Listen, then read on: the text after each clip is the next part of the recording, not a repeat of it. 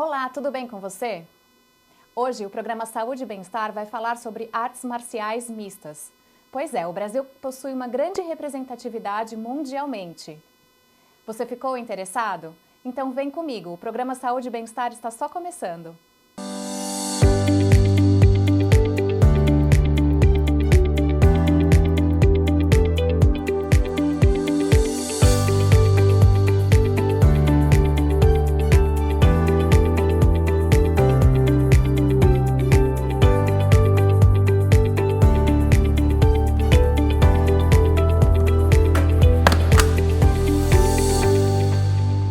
Seja muito bem-vindo, Wesley Magic Maia, ele que é lutador de MMA. É um prazer imenso ter você em nosso programa, Wesley. Muito obrigado, é um prazer estar aqui com vocês e vamos lá bater esse papo aí. Para a gente começar o programa, explica para nós o que é o MMA.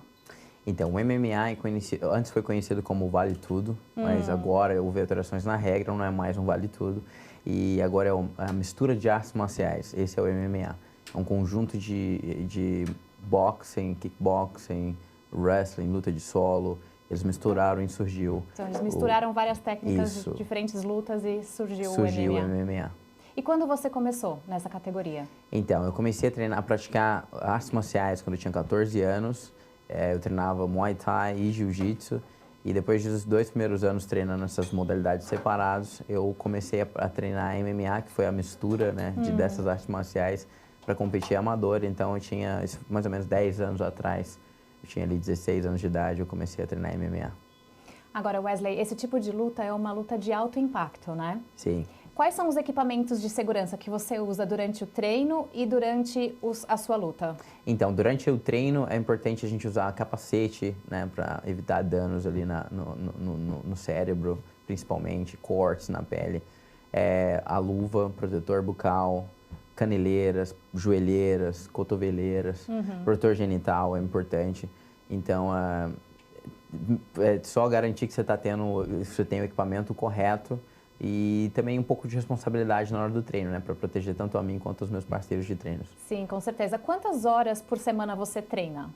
Então, eu tenho todos os dias eu tenho uma rotina de 4 a 5 horas por dia, se eu estiver em preparação para uma luta. Se eu não tenho preparação para uma luta, você cai para 3 horas por dia. Então, eu treino de segunda a sábado, um dia de descanso no domingo.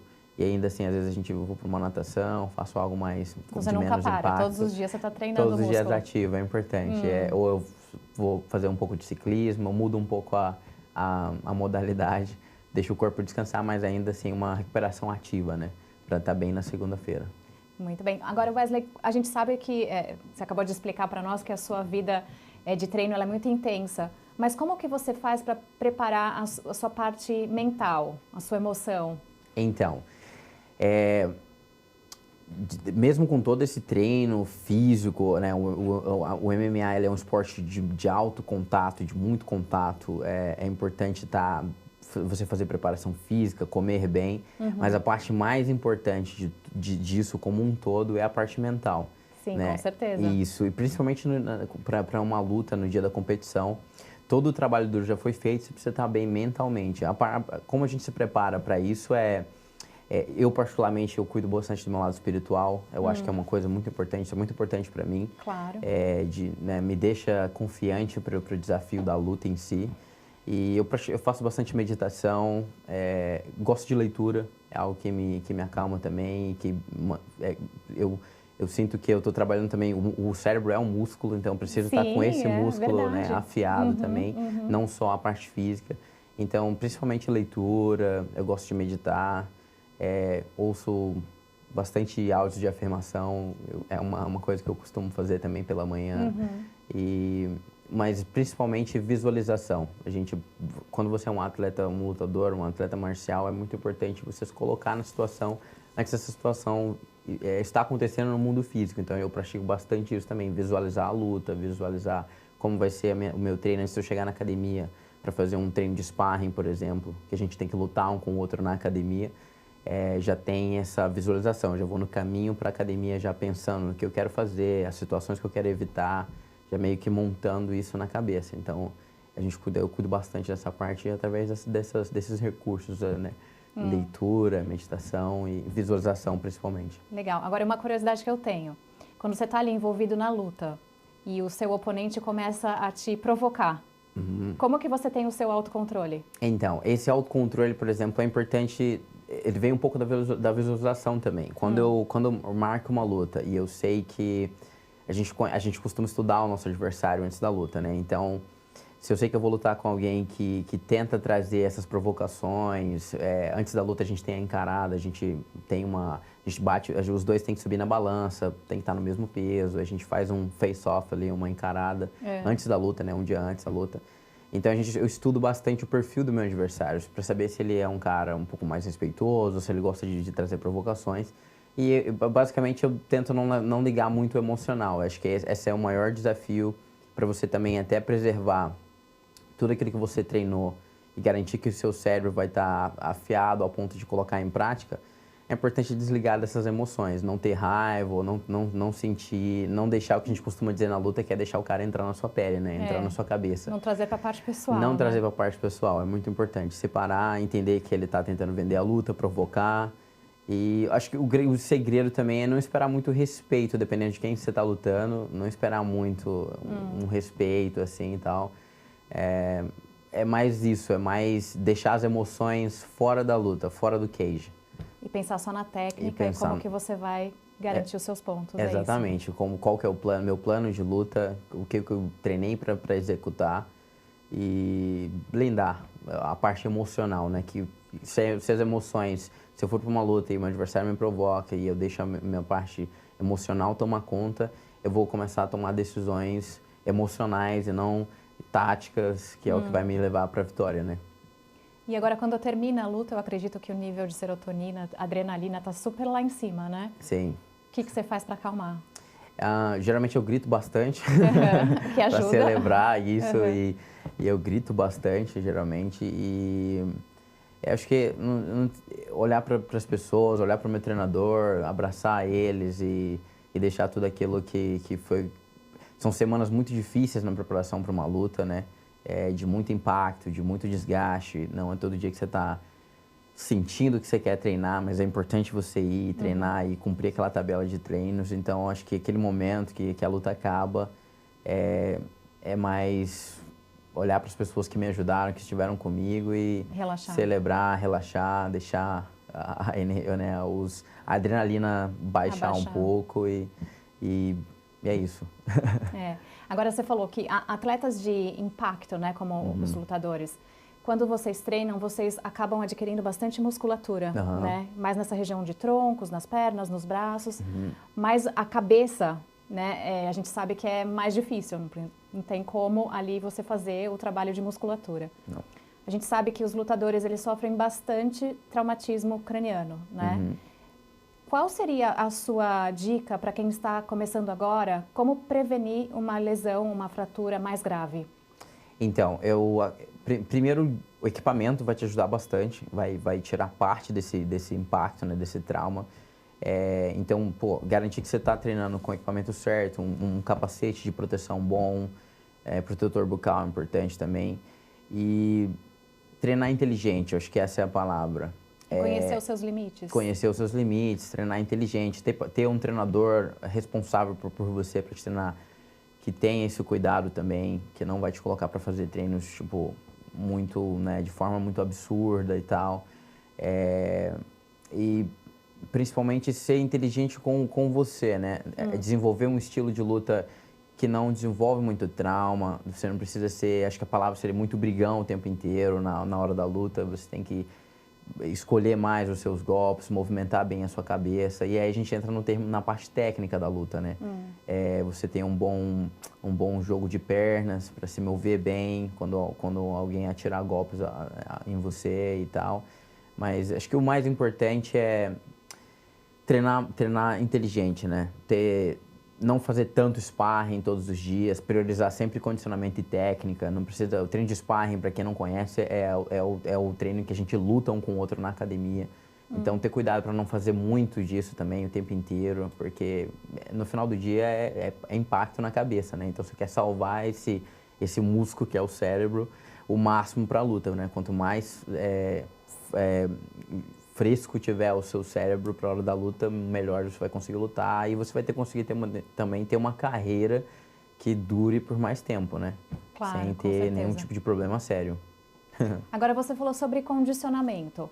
Quais são os testes? Como que é feita a parte de exame físico, de exames de imagem? Acredito que seja algo bem criterioso, não é mesmo? Sim, todas as lutas, toda vez antes de uma luta, eu tenho que fazer exame de sangue para saber se eu tenho algo sanguíneo, se está tudo ok. Porque a gente vai sangrar no octógono, então eu preciso também proteger o meu adversário, né? Então por isso esses exames são feitos. E junto com isso a gente faz um exame cerebral de imagens do cérebro. Que é a ressonância magnética. Ressonância magnética, a gente faz esse exame.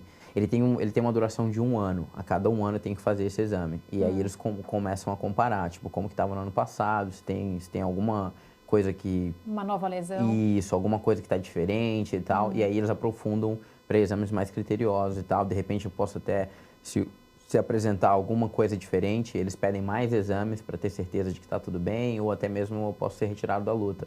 Entendi. E tem bastante, é bem criterioso essa parte de checar, né? Eu faço exame ocular também para saber se eu não tiver nenhuma lesão nos olhos, porque é uma área que é bastante atingida. E então a gente tem uma bateria de exames que a gente tem que fazer todos os anos, uns a cada luta e alguns a cada ano, né? Tipo, todos os anos eu preciso estar com eles em dia para continuar tendo a permissão da comissão médica para lutar, para continuar competindo. Claro. Além disso, você também deve ter uma dieta bem criteriosa. Você tem um acompanhamento de nutricionista? Sim, é importante, é um pilar, a nutrição é um pilar muito importante quando você vem, em termos tipo de saúde, né, de bem-estar, é muito importante, mas quando isso vem para esporte de alta performance também, é muito importante você ter cuidado com o que você coloca no seu corpo. Você pode desenvolver problemas, né, se você não comer bem e treinar tanto dessa forma, porque a prática que a gente se expõe sendo um atleta profissional, né, de alta performance, ela muitas vezes não é saudável. Né? A gente treina além do que a gente deveria estar treinando por uma pessoa que quer, por exemplo, ter uma saúde física legal, um condicionamento legal, um corpo legal. A gente está toda hora expondo o corpo a lesões. Muitas das vezes a gente treina com lesões na articulação, lesões musculares. Então, a nutrição é um pilar muito importante para a recuperação do corpo, para te preparar para o próximo treino e também para a performance em si, né?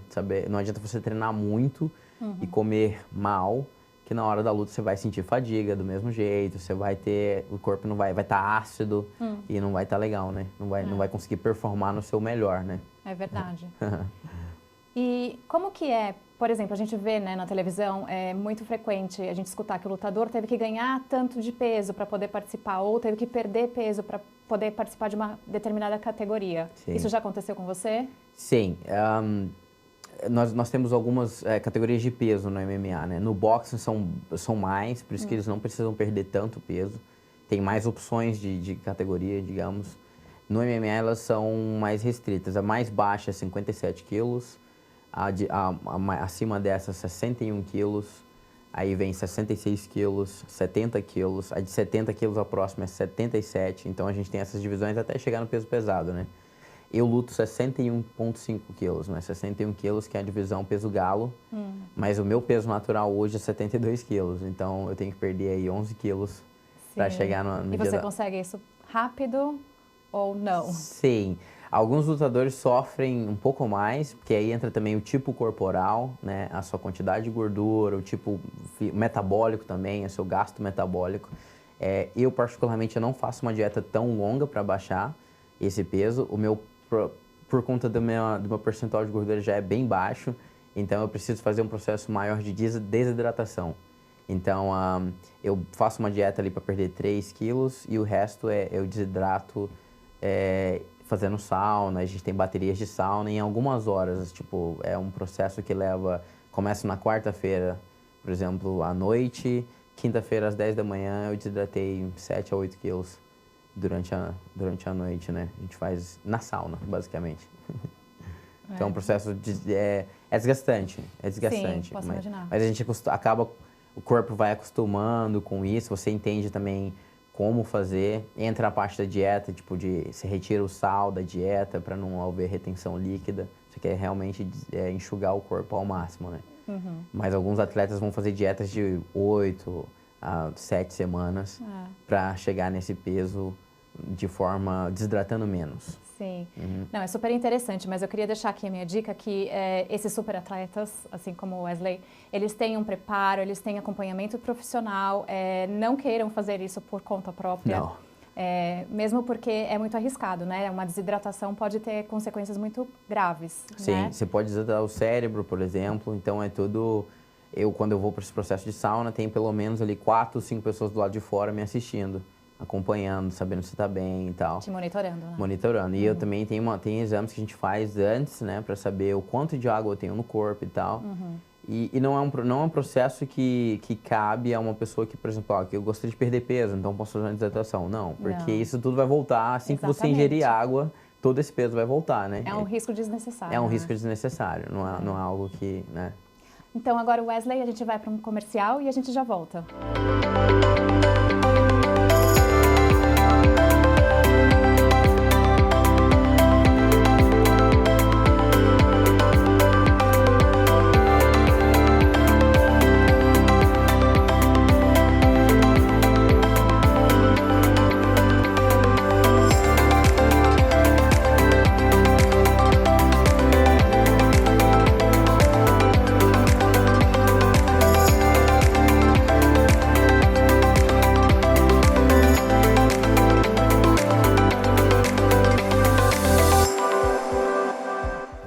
Estamos de volta com Wesley Magic Maia. Nós estamos falando sobre MMA e quais são os impactos físicos e neurológicos desse tipo de luta.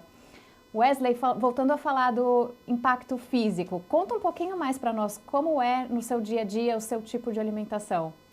Então, é uma dieta rica em gorduras boas, né? Tipo, eu como bastante castanhas, eu como bastante abacate, esse tipo de gordura vegetal. E principalmente proteínas, muita proteína. Eu como bastante ovos. Quantos ovos você come por semana? Wesley, conta. Por semana vai dar uns 50 ovos, pelo Jura? menos. Mas seu colesterol tá bom? Mas meu colesterol tá bom, tá bom. Acredito porque o cardio, eu tô sempre treinando muito cardio, tem muito cardio envolvido, então acho que por isso que equilibra bem. Então, mas... Não, eu só tô te perguntando porque você sabe, né, que sempre existe a história do ovo e do colesterol. A gente não sabe se o ovo é um vilão ou se o ovo é um mocinho. Isso é muito, depende muito de pessoa para pessoa.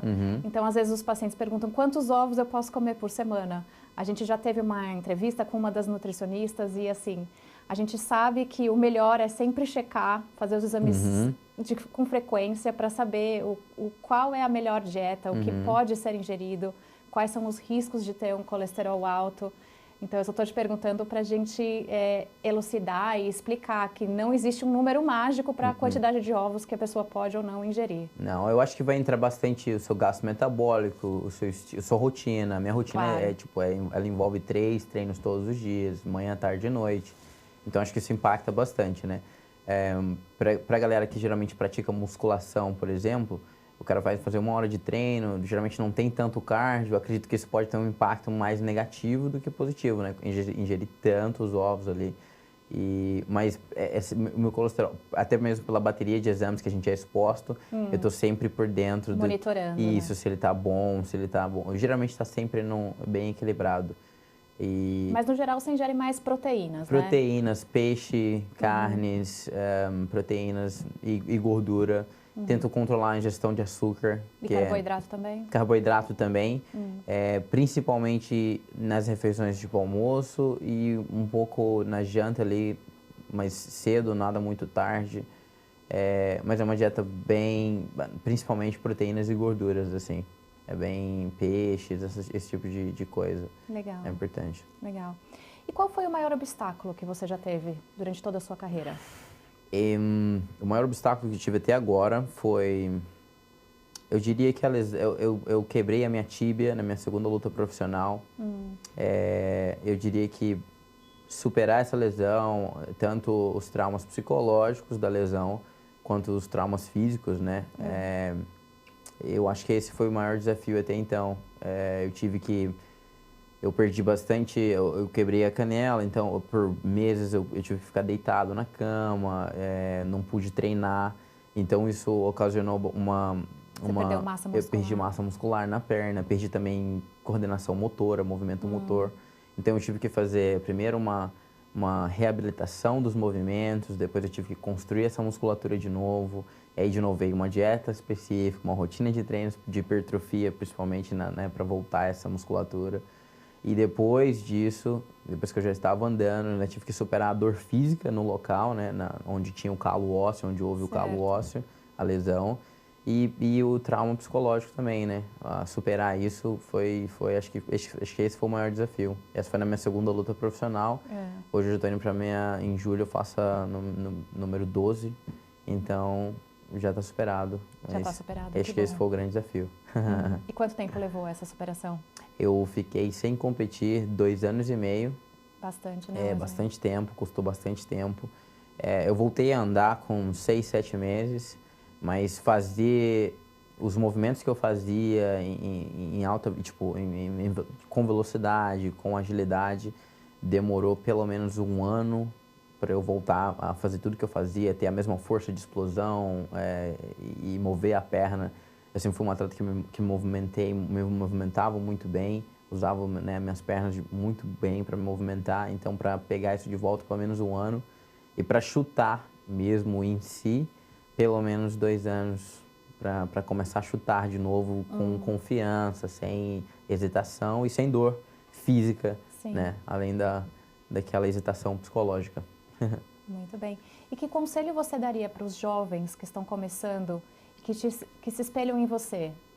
Então, eu diria ter bastante disciplina com as horas em que você... Não só com o treino em si, é muito fácil você ter uma disciplina com o treino, com a sua tabela de treino, mas principalmente disciplina com as horas em que você não está na academia.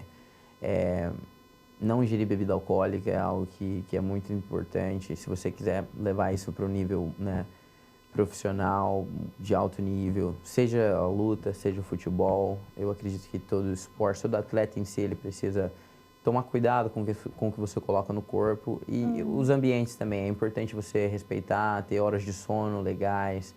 Então, acho que ter disciplina nas horas em que você não está na academia, em que você não está, sei lá, no treino do futebol, alguma coisa do tipo, é importante. Acho que é isso que faz a diferença entre você chegar no nível nacional ou no nível regional e realmente ir para o nível mundial, um nível de alta performance.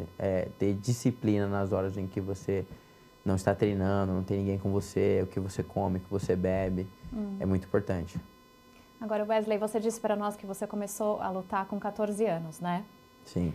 Acredito que você sempre teve os seus pais como um suporte ali. Sim, sim. Como é para os seus pais assistirem às lutas, principalmente para sua mãe? Então, o meu pai, particularmente, ele gosta, ele não tem muito problema em assistir, ele gosta. Já a minha mãe, ela sempre ia, quando eu estava lutando no Brasil, ela sempre ia na arena, mas ela sempre ficava de costa. Ela não conseguia mesmo assistir. E para ela sempre foi muito, né, o lado emocional sempre fala muito, né? O filho dela tá lutando, a natureza do esporte são 2 caras ali lutando um com o outro, se debatendo, né, atirando golpes um no outro. Então, para ela sempre foi um teste cardíaco, eu diria. Eu posso imaginar.